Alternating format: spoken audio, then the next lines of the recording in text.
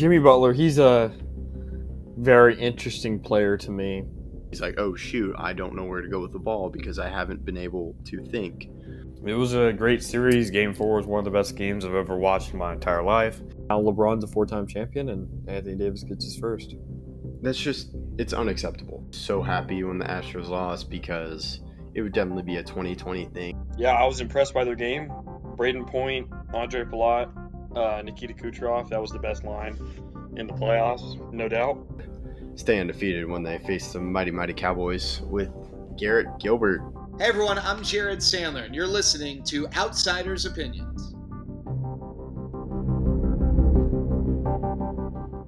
What's up, y'all? Welcome to our NBA opinions of the week. Of course, over this weekend was the Luka trade. We are doing one on an emotional level, which is a great decision by Austin, because that's the only thing I can really think. Also, I'll be completely honest, can't promise that I get through this episode without breaking up. But of course, the man that I called when it happened, Austin. Yeah. Title videos, is this the most shocking trade in sports, at least in our lifetime? I mean, I don't know if I've ever had such a intense feeling that I'm either living in a simulation or I'm dreaming at the moment that I saw the trade. I thought he was hacked. I 100% thought he was hacked. I mean, Kevin called me. He was like, is this real? And I put it in a trade analyzer, and it wasn't working. And it turns out that it was because of 80's trade kicker. 80 stopped his trade kicker, so the trade would actually go through. And it's just, I still don't know how this comes to pass where you are, like, when do you first get the thought to trade Luka? Because it was the Mavs that went to the Lakers. Mm-hmm. When is it, what moment did he, because apparently this has been happening for 3 to 4 weeks, which makes me, by that timeline, believe it was his most recent injury against the Timberwolves on Christmas Day. But it just doesn't make sense. I don't know how that thought comes to pass. Yeah, and talking about that thought and just kind of, it wasn't the Mavs. It was Nico Harrison. Jason Kidd didn't know about the trade. I'm assuming Michael Finley knew, but it was primarily Nico Harrison. And then you have Dumont, the new owner. And I just, like, it is so, because people joked about, oh, they're going to trade. Well, it was always Luka's going to demand the trade because it's almost unthinkable that you get Nico Harrison as a new GM doesn't understand, even though he's had an incredible track record. I think his ego got way too big and just like, I can do whatever I want. I'm great at everything. And he's like, what if I trade Luka?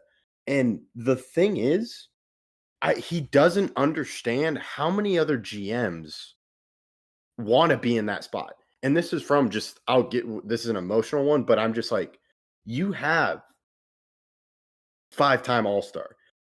You would take that if he's 30, but he's 25. And not only that is, I think this is why I'm so broken up about it. And I truly, because I was talking to one of our friends and he's like, if they win the championship, and I'm like, I don't care about the championship. Like, I told Austin this before recording, I'm done with the Mavs. And I can't believe he wasn't just a player. Like, I don't care about the return. We'll talk about the return later, but that will be from an unbiased perspective. But from my own perspective, I don't care. You don't trade the face of the franchise and arguably the best franchise player. And to me, the story that it's the connection to Dirk. Like, Dirk spent his entire career with the Mavs. He was European. He was criticized, and I think Europeans get criticized. That's just the way things are. You don't see this with Shea. You don't see this with Ant on the national level. You see this with European guys. You saw this with Jokic till he won. You're seeing it with Luka. You saw it with Dirk. And I don't think someone from an outside perspective understands what it means for someone to be wearing the Dallas Mavericks uniform and how Dirk and Luka overlapped. One year, it was literally passing the torch. And he's just traded. And then you go into Nico Harrison laughing at the press conference. Like he doesn't understand what he did, or he just doesn't care. But yeah, it's truly a shocking standpoint because I was with my friend and he was like, "Hey," he was like, "Oh crud," like shocked, and I'm like, "What happened?" He's like, "You're not gonna like this." My first thought, because I just had ruled out the theory of Luka ever getting traded because of the reasons I stated, I was like, "Is PJ gone?" Or is it Gafford? And then he's like, Luka's going to the Lakers for Anthony Davis, which is when I immediately called you, Austin, which I know you saw it and you're like, there's no way. I mean, I was in a PlayStation party with me and about like 8 other guys, and we were playing a game, and we usually like ready up really quickly because we're even if something happens, let's just get going. But we literally stopped playing for a solid 3 hours because we did not think it was real.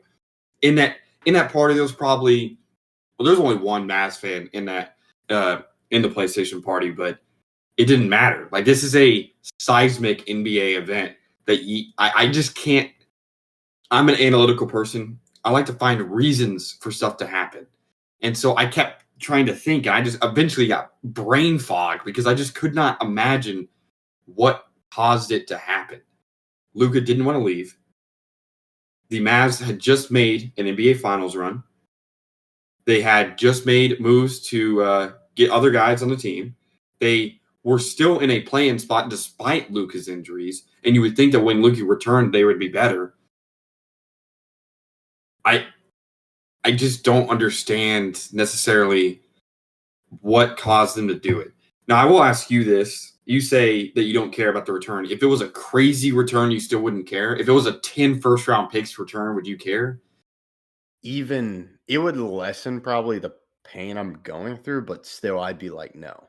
Because the thing that you're saying too is, and that crushed me the day after was his message. He was like, I thought I spent my whole career here, which I always had the fear like he's going to leave. I'm like, but in that way, like with Brunson, like there were weeks of like, okay, he's probably gone. But Luka was going to follow Dirk, which to me means something so special to the Mavericks. Like you got 2 guys. Luka was even better than Dirk. Dirk will admit that and doesn't diminish what Dirk did. I will push back a little bit on that because if you're looking at like Luka would have to win a championship to be better than Dirk because Dirk has the most impressive ring in NBA history. And because I've heard Mavs fans the past couple years say that Luka is better than Dirk. And while Luka may be the better talent, Luka will never be a better Mav until he wins a title there. And now he's not going to get the opportunity to. Yeah. But yeah, no, it's great. I just viewed it as he was on the Dirk trajectory. Like I heard a podcaster talking about the Mavs, and he's like, it's a journey because like Luka was there. So I'm like, okay, this is similar to 2006 with what Dirk went through. You had 2007, then it all leads up to 2011, and to me, it was just it wasn't if, it's when Luka wins a championship because you mentioned his talent, and I don't even remember but just kind of like he was going to follow Dirk, and it looked like he was going to stay here, which hurts me so much just because of a talent like that. It was just like, he's going to leave. But, yeah, I lost what we were saying, but it was just like, he wanted to be here. It wasn't a trade of, hey, I'm done, or like, I'm not signing the Supermax.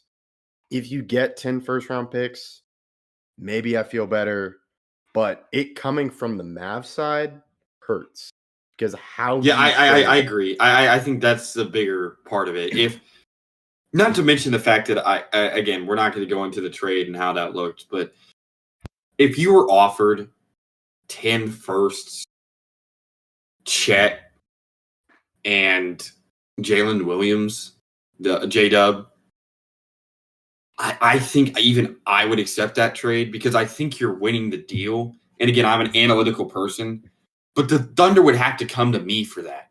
I'm not going out shopping the star player. You can't. That's what makes it unprecedented to me.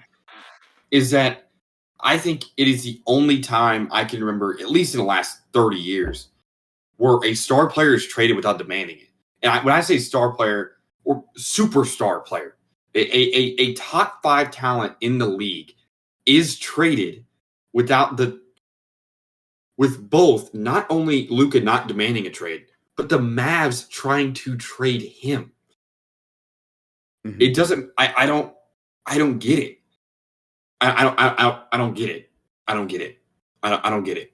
What makes it worse for me that even them trying to ship him out is that they only called the Lakers.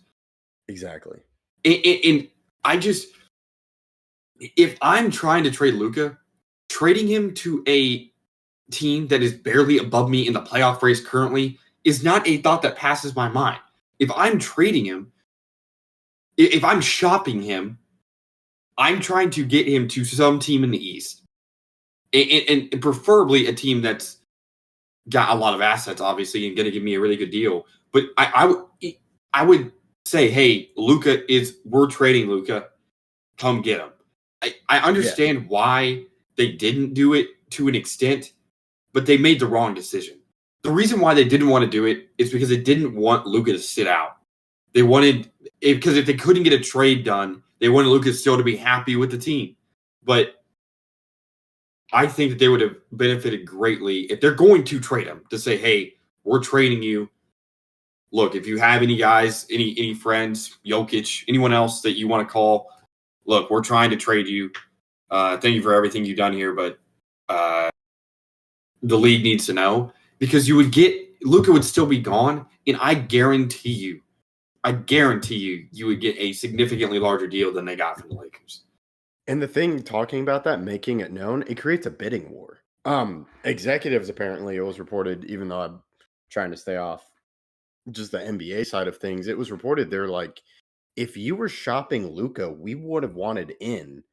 And it seems so wickedly like he knows Rob Pelinka. And the thing that hurts is like Rob Pelinka's like, you're seriously going to do this? And I don't understand. There is no analytical sense to me. And even I understand what you're saying. Like, I would understand from the point if, let's say, you get J-Dub, Chet Holmgren, 10 first-round picks. I would still be pretty upset because I'm like, that's my guy. Yeah, I totally get that. Yeah, but you'd have to at least you get that. Get it. Like, that's incredible. That would be like the most first, I think, given out in a trade is 6. And not only are you getting 6, you're also getting 2 elite prospects with it. So I think you would have to take that deal. Like, I think you'd have to. But I totally get the loyalty thing. And that's what I'm a very loyal person. And I really respect loyalty. I really respect players that stay with the team. And I think Dirk is the most loyal player in NBA history. And why do I say that? Well, Duncan almost left for Orlando in 2005, I think, or 2003. One of those years they won a title. He almost left to go to the Magic. But some things fell through and he didn't go. But he was thinking about leaving. Kobe demanded a trade. He wanted to go to the Bulls. And these are guys that stayed with their team their entire career. But Dirk, there was never even a thought that Dirk wanted to leave. The Rockets were going to offer him significantly more money. The Lakers were trying to trade for him in 2013. Nope, not going to happen. And Dirk didn't want to leave. He did not want to abandon the team that had given him so much. And now with new ownership, with a new GM, and I guess an entirely new culture, they don't care about loyalty like that. I have a friend, and his quote sticks with me a little bit. It's that he said he would rather go through 20 years of Luka in a Mavs jersey and not win a title than the Mavs trade for Anthony Davis and then win a title this year. Because absolutely, I saw that. There was a tweet. I was like, I would rather see Luka in a Mavs jersey, and it would hurt if they didn't win a championship, but I'm okay with that, as you were saying. Yeah, loyalty means something. And while I do say that, I would take the OKC trade. I don't know if it'd be different if it was a star player like Kevin Durant or even LeBron that has left the places that they've been. And what makes this worse, Kevin, the worst part about it is I don't think Luka can ever return. It's not like LeBron. LeBron chose to leave Cleveland. And while Cleveland did him wrong a little bit, not picking up the right guys, Cleveland still wanted him back. They would do anything to bring him back. And he chose to leave. So LeBron felt a little bit entitled to go back and finish what he started. But Luka didn't want to leave. Luka didn't want to go to another place and start again. He didn't want to buy a $15 million house and then have to leave extremely soon afterwards. But that's the case. And so if I'm Luka, again, I'm a person of loyalty. I really respect staying with the same team. But if I'm traded from that organization, it's kind of a personal vendetta. And while it may not be against the fans, it is against the organization. Yeah, no, that's exactly right. I'm still in the hopeful phase of Nico's gone. The owner publicly apologizes to him, and Luka only comes back for what the fans have done for him. Because, like, the fans, it was beautiful, but also sad to see what the fans did when he was gone. Like, there was a coffin, which was funny, but also very symbolic. And just, like, everything and just the way people have followed him and, like, tweeted. Because he didn't really even talk about the organization. Like, it is heartbreaking to see moments from the press conference. I just saw one moment where he's just slumped. Like, he was like, I was going to spend my whole life there, or a whole career there, because he's going to go back to Slovenia. But to see that from him hurts so much, and I hope he comes back, but I'm not expecting it. Like, I find it really, at least personally. Oh yeah, and I don't know how I could, because I don't want to see the people who gave up on me succeed because I come back. I just couldn't do that. Like, I think it'd be personal disrespect for him to do that. At least if it was a new owner and a new GM, it could be possible. I still don't think it's likely at all. But I just don't see, especially with the same ownership group, how it could ever happen. Because I just couldn't trust him ever again. Yeah, no, it's fair. Yeah, to me, the most likely scenario where he comes back is it's a new owner. I want to say Dirk is connected somehow, and Luka and it wouldn't be for 5 years. I would see it as 3 years, end of career. He's like, I'm coming back to do what he was torn away from. I'm going to get you a championship. That's the only thing that would make me feel a little bit better, but this is awful, and just kind of what he's meant to me personally as well. Like, he got me into basketball a lot. I'm still learning a lot, but I knew of Dirk, but it was just, I got so invested in him, and he was almost there. He was almost getting there to a championship. And to see him ripped away from that, him wanting to spend his whole career here hurts. And just the absolute disrespect you have and not talking to him, not telling him anything, and just being fed up. Of course he has antics. Like, what star player doesn't? You deal with that. But just what he meant to the city. To me, it's a complete disrespect from the ownership and general manager that they do not care about the fans. They don't care about me, and that's why I'm done with them. Like, I'm loyal. I'm not going to go to the Lakers. I'm just going to wait for a new owner, new GM, and just kind of hope something changes. And like because Nico was better than Donnie Nelson. He made better moves, but it's is all ruined because you traded away Luka Doncic. And what he meant to the city is pretty incredible, and it hurts. I've just blanked out. It's hard for me to sleep. The night of, it didn't hit me till 2 a.m. I was on the phone with my nephew. And then I went to bed somehow, and the next thing I know, I'm waking up and there's just like tears in my eyes as I'm remembering like he was actually traded. Fine, I thought I was just going to be up, only have 3 hours of sleep, but somehow I go back to sleep, then starts over again, and then just going back and forth. Like, and to me, it's so weird to have so many feelings of this, because it's not like someone died. To me, this is incredible sadness. Like, I'm crying about it because he meant so much to me and just the city. But it's so weird because I know there are people that just don't understand. Like, I don't know if you watched the Grammys, Austin. I You did watch them not. No. there was a Mavs joke.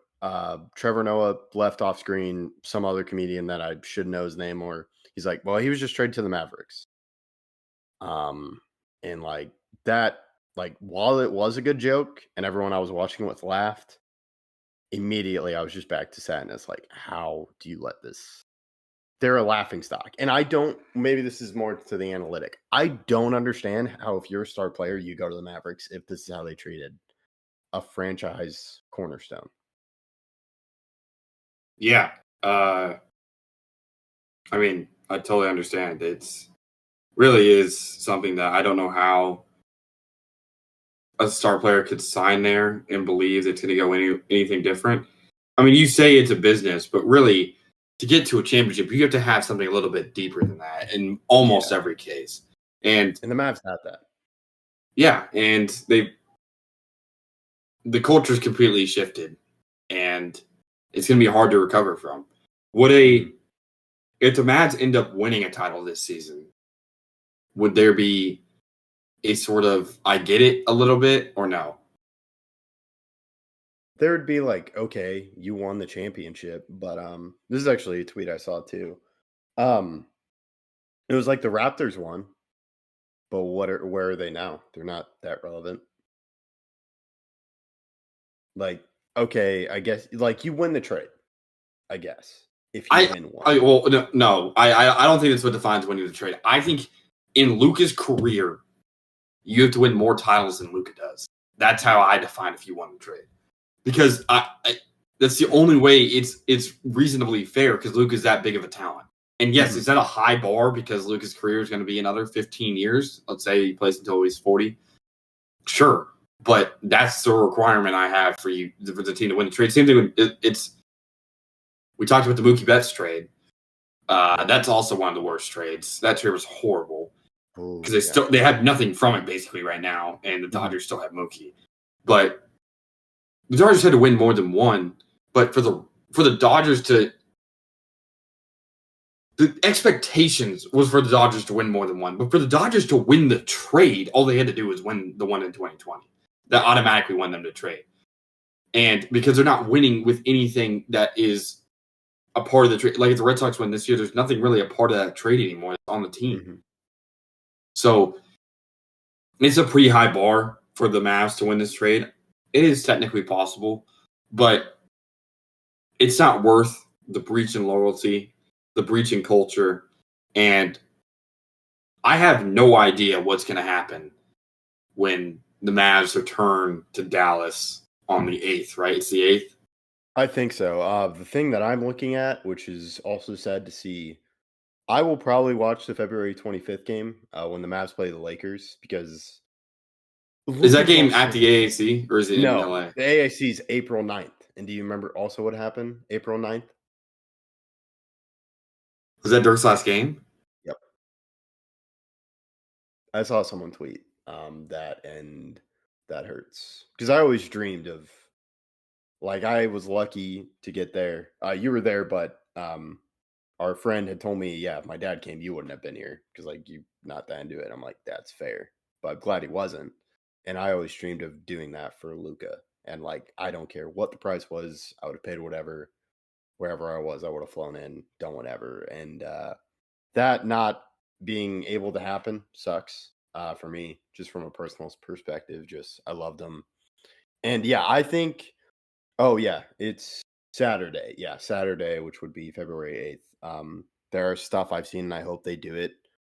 They just yell. I hope when Luka comes back April 9th, it's just all Lakers. There's no Mavs. Because I'm done. In Dallas? And, like, in Dallas. Yeah, in Dallas, I hope there is all Luka jerseys. I'm not going to buy a Laker jersey, but I know people that are like, I'm going to buy some Lakers stuff. I want that for him. And I wouldn't care. Like, I'm serious. Because I posted some stuff. It's probably the most active I've been on Instagram. Where it's just the guy's like, I don't care if they win. I was like, and a friend's like, no, you would care. I'm like, no, I wouldn't. It means nothing without Luka, and knowing that Luka it cost Luka for this championship. Not like it cost Joey Gallo. Like Joey Gallo, which is very weird. Joey Gallo hurt because he was like my sports idol, but I understood it. And like I had prepared for it. Like Joey Gallo was probably going to be gone. But yeah, it's different. But Luka being gone is terrible. And I think we'll end that there from the emotional side. Y'all did not hear me cry, which is good. I was able to mute. But yeah, I feel weird admitting that, but it's just how much Luka meant to me. And yeah, this is going to be tough from an NBA covering perspective. We'll have to see.